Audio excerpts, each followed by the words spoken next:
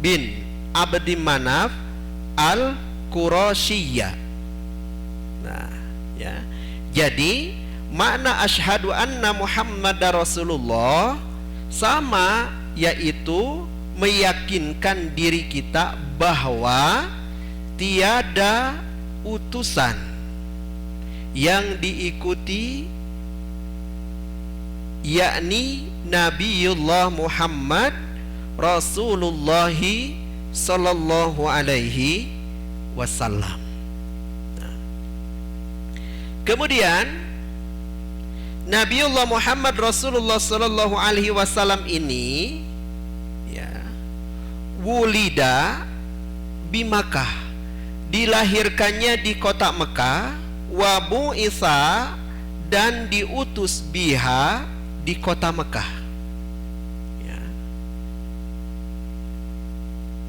Kemudian setelah diutus di kota Mekah, wahajaro, dan kemudian hijrah ilal Madinah, kepada atau ke kota Madinah, wadufina fiha, dan kemudian beliau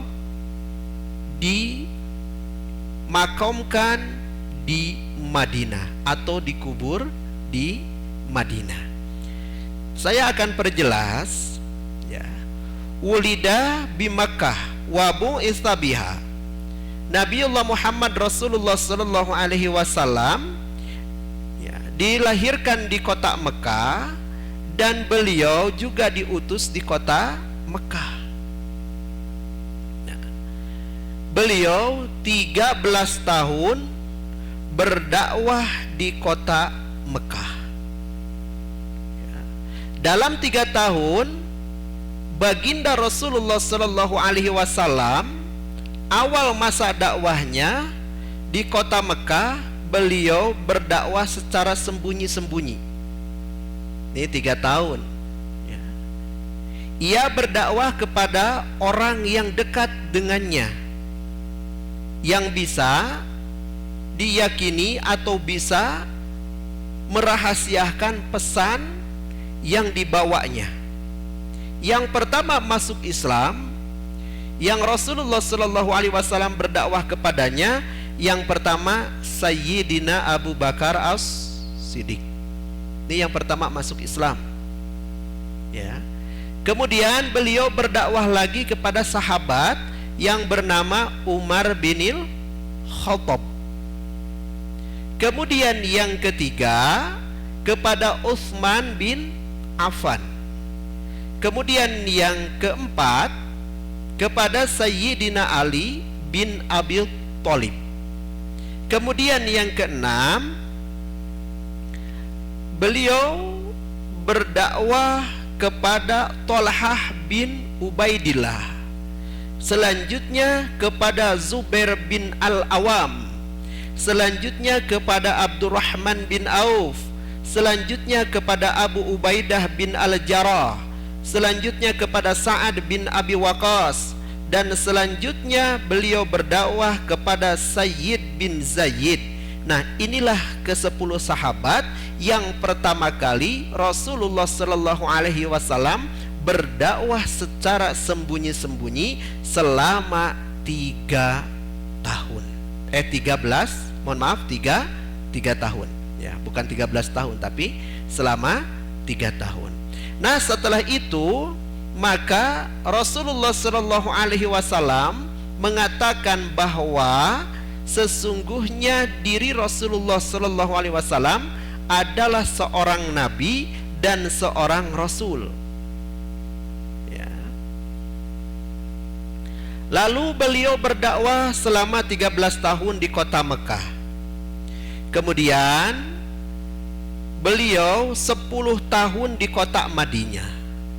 Kemudian setelah persengketaan yang sangat-sangat memburuk di kota Mekah, maka beliau hijrah ke kota Yasrib, yaitu kota Madinatul Munawwarah. Ya. Hijrah diperkenankan, kalkulator diperkirakan beliau hijrahnya itu tahun 622 Masehi. Ya. Tahun-tahun yang sangat sangat menyedihkan di waktu itu. Karena Rasulullah Sallallahu Alaihi Wasallam sebelum hijrah beliau kehilangan istri tercintanya, yaitu Siti Khadijah. Ya. Tahun-tahun hijrah itulah Rasulullah Sallallahu Alaihi Wasallam disusul juga dengan meninggal sang paman, yaitu Abu Thalib.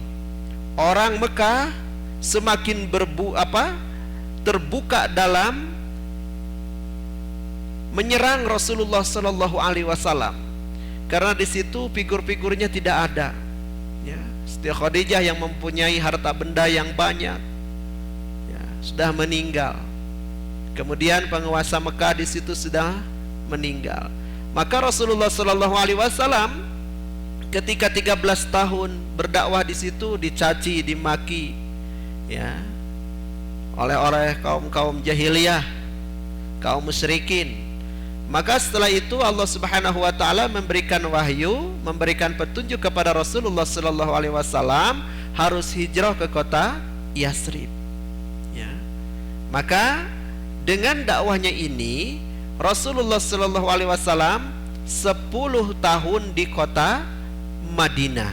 Berarti 23 tahun Rasulullah sallallahu alaihi wasallam mengajarkan tauhid kepada umatnya, mengajarkan agama-agama Allah Subhanahu wa taala. Kemudian Rasulullah sallallahu alaihi wasallam memberikan strategi untuk berdakwah. Yang pertama, dakwahnya Rasulullah sallallahu alaihi wasallam strateginya yaitu dakwah dengan akhlak. Ya. Sebagaimana dalam hadis Imam Al-Baihaqi dari Abi Hurairah radhiyallahu anhu, innama bu'istu liutamima makarimal akhlak. Sesungguhnya aku diutus ke dunia untuk menyempurnakan akhlak. Maka Rasulullah sallallahu alaihi wasallam yang pertama dakwahnya dengan akhlak. Ikuti oleh kita, ya, kita sebagai umat Nabiullah Muhammad Rasulullah sallallahu alaihi wasallam, kedepankanlah dulu attitude kita, kedepankanlah akhlak kita. Bagaimana akhlak yang baik terhadap sesama, ya. Bagaimana caranya menasehati dengan cara-cara yang baik, cara-cara yang hormat, ya. Ketika menyampaikannya yang baik-baik saja, dengan kata-kata yang baik, dengan lisannya yang penuh hikmah, maka insya Allah dakwah kita akan diterima sebagaimana dakwahnya Rasulullah Sallallahu Alaihi Wasallam. Nah, kemudian yang kedua, strategi Rasulullah Sallallahu Alaihi Wasallam berdakwah yaitu mempunyai sandaran vertikal. Nah, ketika berdakwah itu kita harus mempunyai sandaran vertikal. Bagaimana vertikal kita? Adalah dekatkanlah diri kepada Allah Subhanahu wa taala ketika berdakwah. Jangan sampai bawa ego sendiri, karena ilmu datangnya dari Allah, kekuatan datangnya dari Allah, ya. Lisan bisa berbicara ngasih nasihat dari Allah, ya. Semuanya itu kembalikan kepada Allah Subhanahu wa taala, yaitu vertikal kita mendekatkan diri kepada Allah Rabbul Alamin. Insya Allah ketika dakwah kita membawa nama-nama Allah di dalam hati, zikir kepada Allah Subhanahu wa taala, mendekatkan hati kepada Allah Subhanahu wa taala, maka dakwah kita akan diterima. Kemudian strategi yang ketiga, yaitu Rasulullah sallallahu alaihi wasallam berdakwah dengan kesiapan mental. Nah, pendakwah itu harus mempunyai mental baja yang kuat, tidak boleh pesimis. Diomongin orang langsung pundung, ngambek, nggak mau lagi ceramah, ya. Dibetulin baca Al-Quran, nggak mau lagi baca Al-Quran. Kita kalau dakwah itu harus mempunyai mental yang baik. Diomongin nggak apa-apa, ya. Direndahin nggak apa-apa. Karena orang-orang yang berdakwah dengan tujuan ikhlas karena Allah Subhanahu wa taala, kalau mentalnya kita kuat, mentalnya kita betul-betul disiapkan, maka Allah akan menurunkan rahmat dan Allah akan menurunkan ilmu. Tuh ya. Ini strategi Rasulullah sallallahu alaihi wasallam yang ketiga. Kemudian strategi Rasulullah sallallahu alaihi wasallam berdakwah yang keempat, ya, yaitu satu kata dalam keteladanan, yaitu bagaimana kita sebagai pendakwah, ya, bagaimana kita sebagai public figure, ya, kita sebagaimana ustadz, kiai, ajengan, itu adalah cerminannya. Jadi ceramah itu cerminan para jamaah.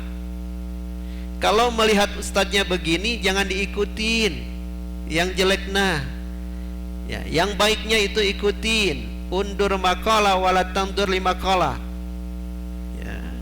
Jangan dilihat orangnya, tapi lihat atau dengar apa yang dikatakannya, ya. Ini adalah strategi Rasulullah sallallahu alaihi wasallam. Ya, kita harus berakhlak mulia, kita berakhlak dengan baik. Jangan mentang-mentang jadi ustadz, jangan mentang-mentang jadi kiai, jangan mentang-mentang jadi ajengan. Ya, kita paling sombong, kita paling tinggi, kita paling punya ilmu, enggak boleh. Ya, ini sebagaimana Rasulullah sallallahu alaihi wasallam tauladan kita.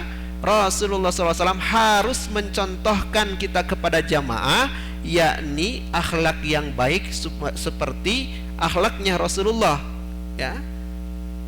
Jadikanlah kita tauladan kepada pendakwah-pendakwah semuanya, ya. Kemudian yang kelima, mampu memberdayakan dengan tepat. Apa memberdayakan di sini?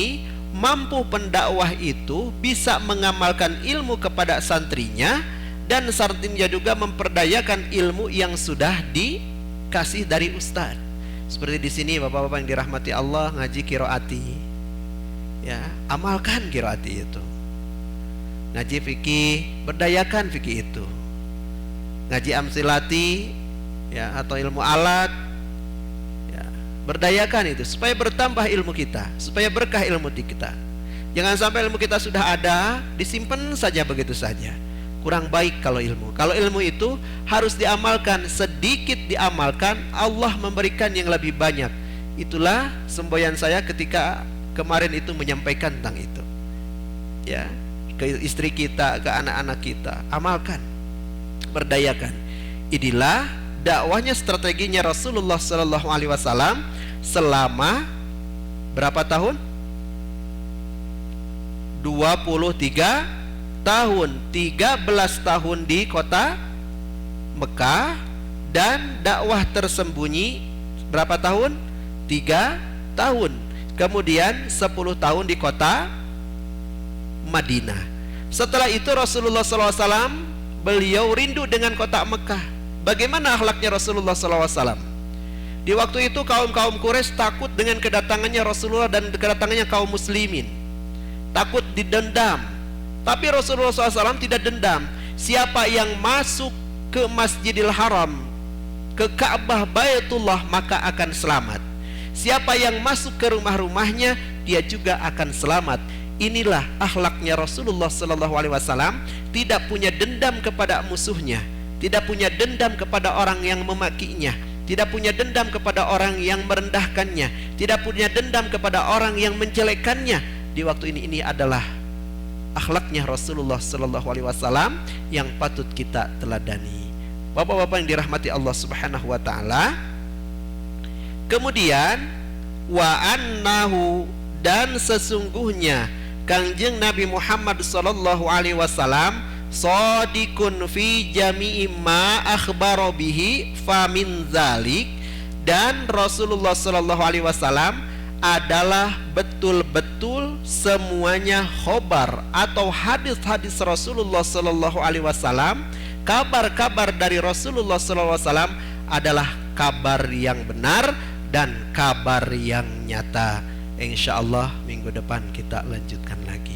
Nah, sebentar lagi kita akan masuk sholat Isya. Bapak-bapak yang dirahmati Allah, itulah 10 menit yang saya sampaikan mudah-mudahan bermanfaat untuk pribadi dan bermanfaat untuk bapak-bapak semuanya. Mudah-mudahan bapak-bapak semuanya jangan sampai putus thalabul ilmi. Mau tidak mau duduk aja. Insya Allah bapak akan diberikan rahmat oleh Allah. Bapak akan diberikan ilmu dari Allah Subhanahu wa ta'ala. Mohon maaf bila ada salah-salah. Mohon ampun kehadirat Allah Subhanahu wa ta'ala. Kita tutup dengan kifaratul majlis. Subhanakallahumma wa bihamdika asyhadu an la ilaha illa anta astaghfiruka wa atubu ilaik. Wallahu alam bimuradih, wallahu alam bisawab. Wassalamualaikum warahmatullahi wabarakatuh.